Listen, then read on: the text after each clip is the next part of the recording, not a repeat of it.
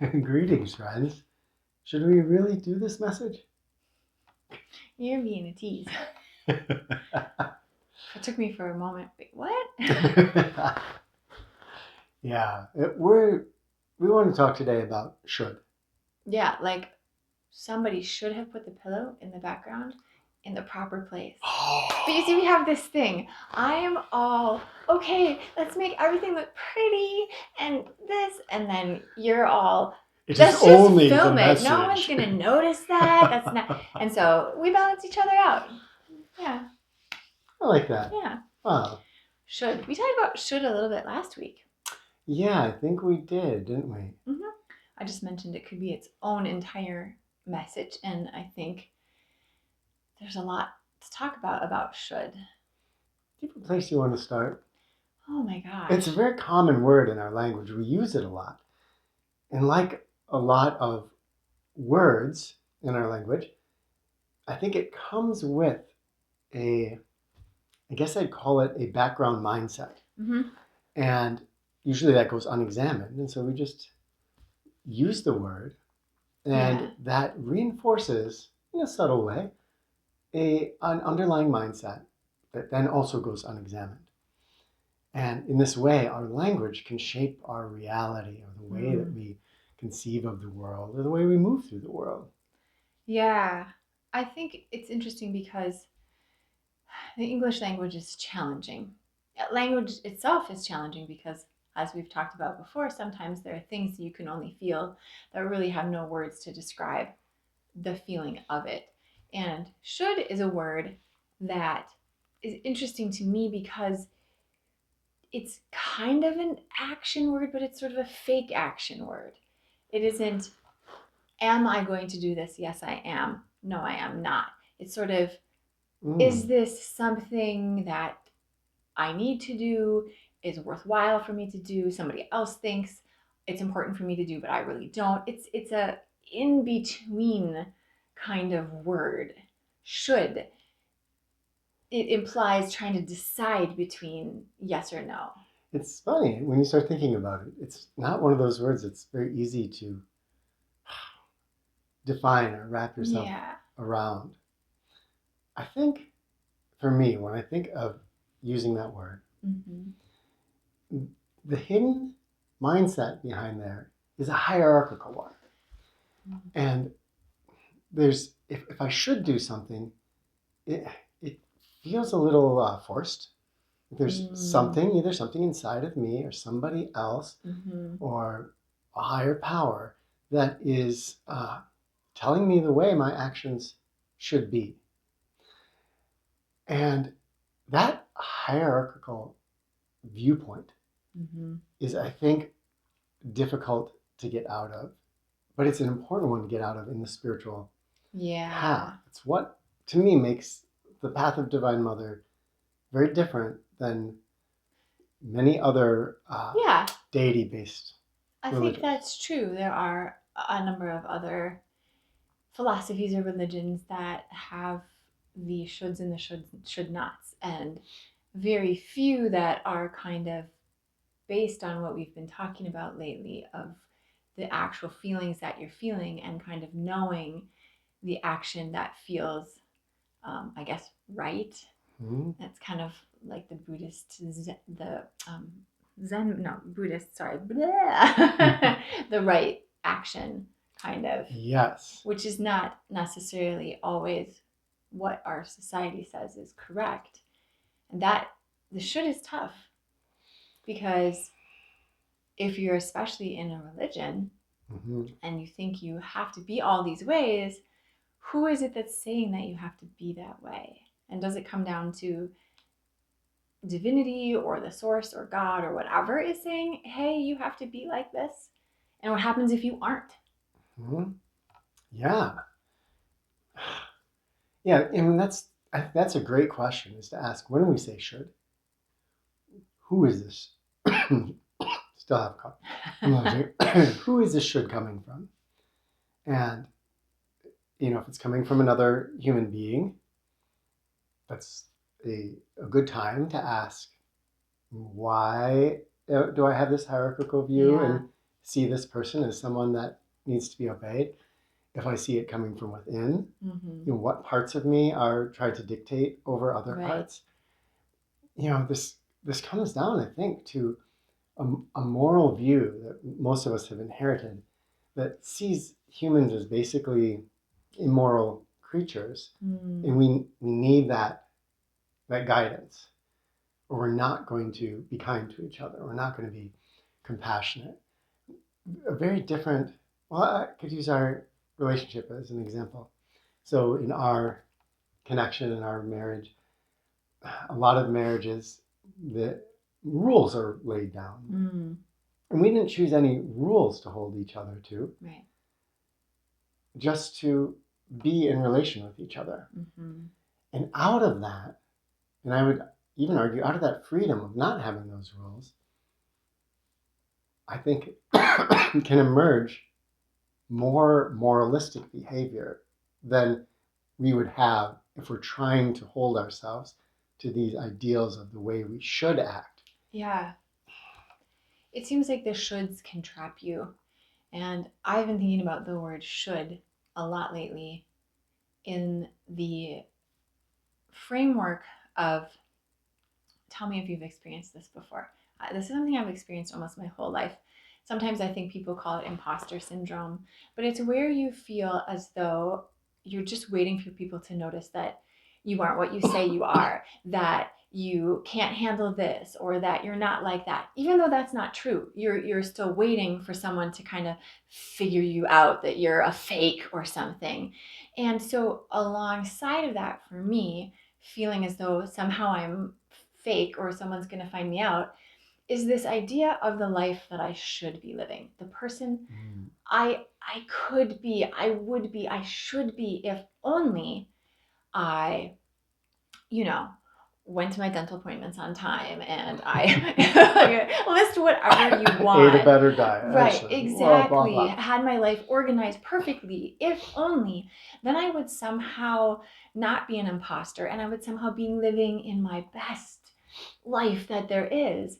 And, in some ways, it's good to have that idea of who we want to be.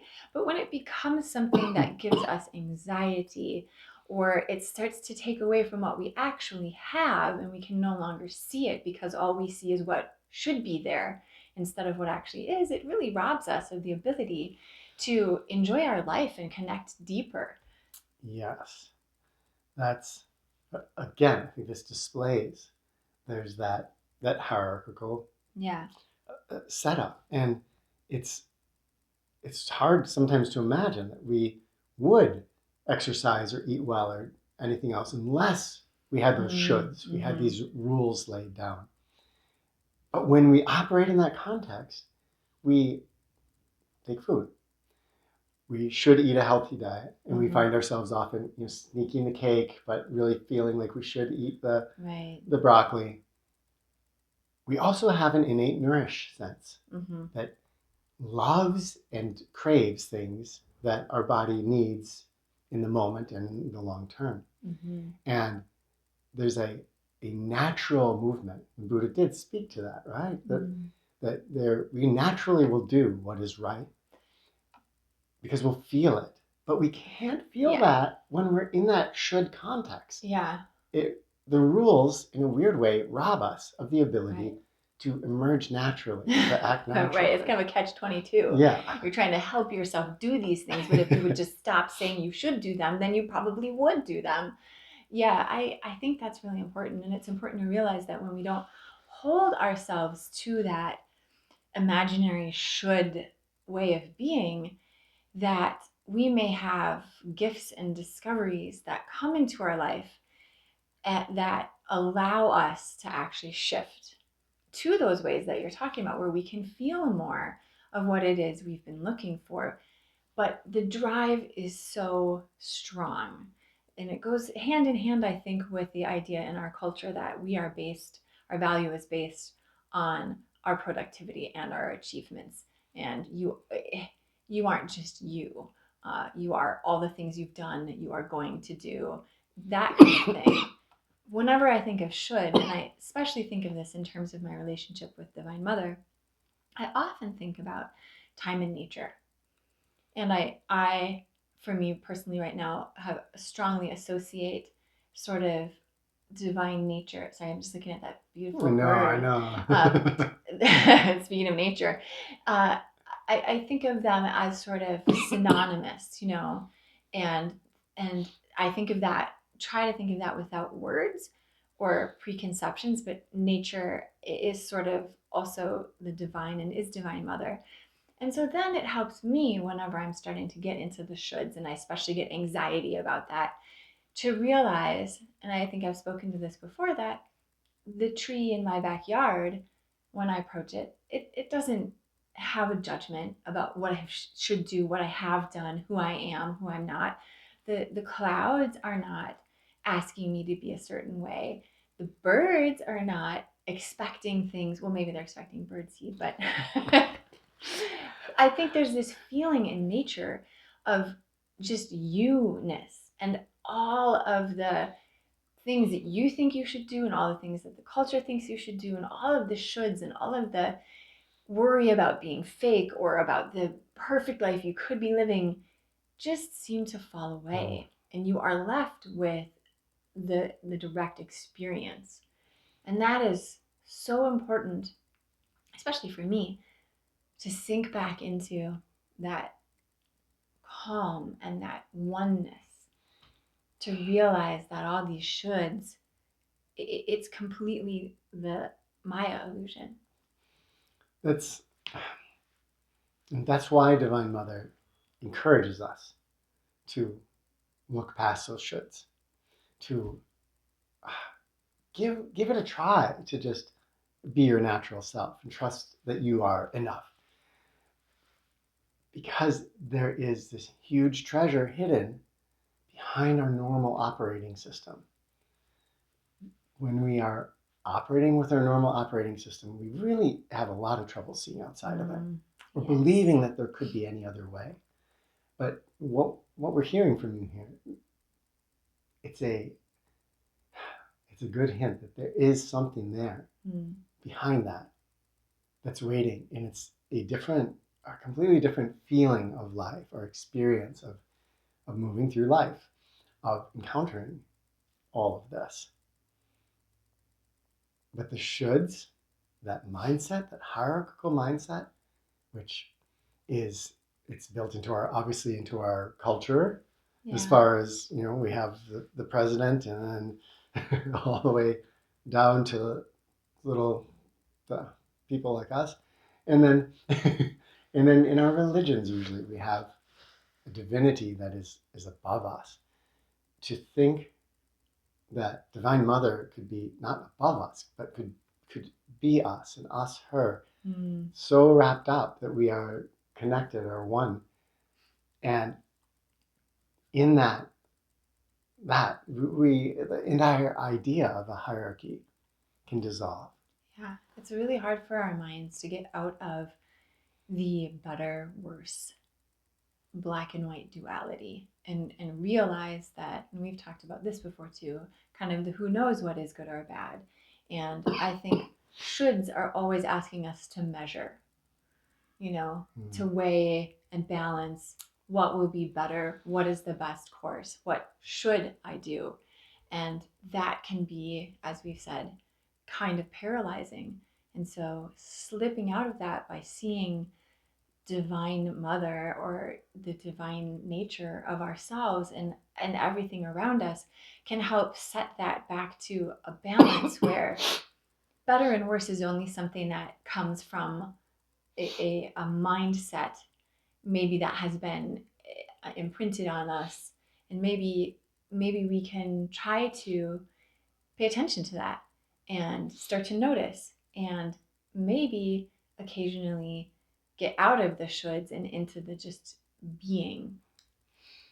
Is there a Zen saying something like a hair's breadth difference in A split hair's difference in heaven and earth are set apart. I mean, that's wherever it comes from. Yeah. Yeah, and that split hair's difference is just what we think. Yeah, it's a should. It is. It's these little things that are unnoticed that then create these vast conceptualizations of the world without our permission, without us even knowing.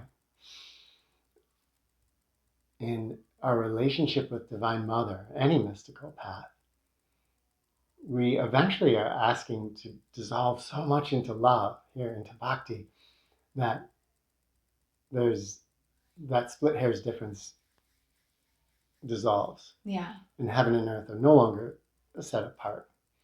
And that that ask is the big, I think, one of the big mysteries of these paths. But it's Yeah. only mysterious because our mind is so conditioned into separation. I think it's helpful to sometimes I think, oh, I'm just going to eradicate this. I'm not going to ever say should or have that thought, but it's there. And I think in some ways we can turn it around and use it as a tool. So if the should comes up, it's a great time to have as a sort of a flag, hello, and then to stop and to notice and to decide kind of what relationship you want to have with it. Because you can use should in a good way, you know. I should call this person and tell them I love them. Okay, that's a really good one. I am going to call this person and tell them I love them right now. And that becomes an action. So instead of being sort of on autopilot with the shoulds, we can start to use them to our advantage. What's beautiful about that is, if we try to get rid of the should, in a way, we're giving a lot of power to that word. Mm-hmm. But if we can say, okay, let's remove some of the power from that word, we can play with it, and then we can use it as a tool for awareness. It can call us because it's not the word that's the problem; it's the underlying concepts that make that up. And so, as we get rid of it, we probably aren't touching those concepts. We're just changing our vocabulary. Right. But if we can come and say, okay, what's behind that should? Mm-hmm. That one question you posed, right? Who is saying I should? Right. Can tell us a lot. Yeah. It's that expectation, I think, that is good to question and just get a little bit more curious about. That curiosity is really good. So, play with it a little bit. Yeah. Tell us your experiences and kind of even further about where the should mindset comes for you and what the sticking points are. And just some creative ways that we all might be able to encounter that feeling, word, concept, and switch it around a little bit. All right. Oh, love to you all, friends. And we'll look forward to talking with you in the comments. Always love your comments.